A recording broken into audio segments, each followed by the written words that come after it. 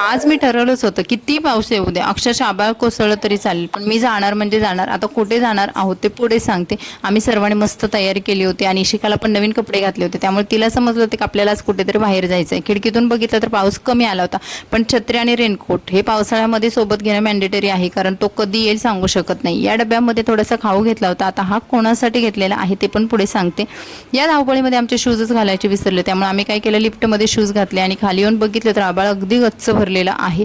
आणि या दोघांनी आपली रेनकोटमध्ये सोय केली होती, कारण पावसाचा भरोसा नाही आहे. पण मी आणि इशिका मस्त एकदम फ्री होतो, कारण आम्ही आमच्यासोबत छत्री घेतली होती आणि छत्रीतून आम्हाला या दोघांच्या आडून पाऊसच लागत नाही आहे. आमचं ट्रॅव्हलिंग सुरू झालं आणि पावसाने अक्षरशः उसंती घेतली होती. एकही थेंब पडत नव्हता पाऊस, पण अचानक परत सुरू झाला आणि असं करत करत आम्ही पोहोचलो आमच्या फ्रेंडच्या घरी. आता ही माझी मैत्रीण आहे, हिनं मला कॉल केले होते, म्हणजे आमचं फोनवरती बोलणं झालेलं आणि ती केव्हापासून आम्हाला बोलवत होती, पण जाणंच होत नव्हतं.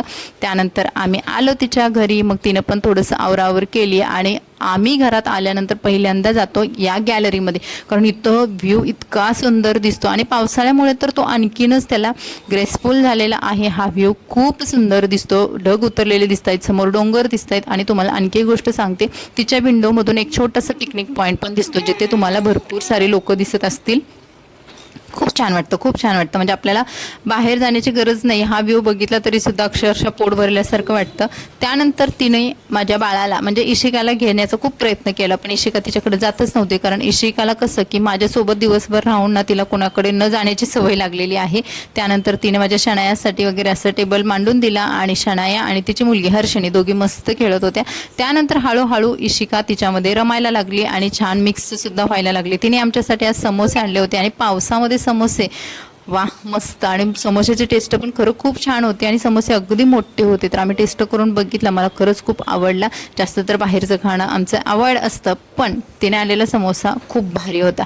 आम्ही सर्वांनी मस्त पावसामध्ये समोस्यावरती ताव मारला. छान पेटपूजा झाल्यानंतर मी हा जो डबा आणला होता त्याच्यामध्ये आज मी पुरणपोळी आणली होती, कारण आज आषाढ एकादशीचा उपवास जो सुटला होता, तर त्याच्यासाठी मी पुरणपोळी बनवली होती आणि ती हर्षणीसाठी आणली होती.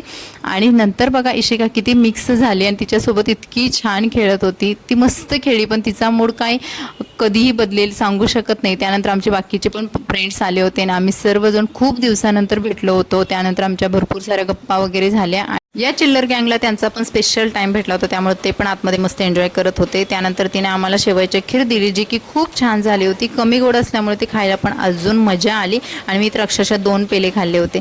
तर हा होता आपला आजचा ब्लॉग. कसा वाटला कमेंट्समध्ये नक्की सांगा. व्हिडिओला लाईक करा आणि चॅनलला सबस्क्राईब करायला विसरू नका. चला भेटू अशाच नवनवीन व्हिडिओसोबत. मस्त राहा आणि खुश राहा आणि आपले ब्लॉग एन्जॉय करा. बाय.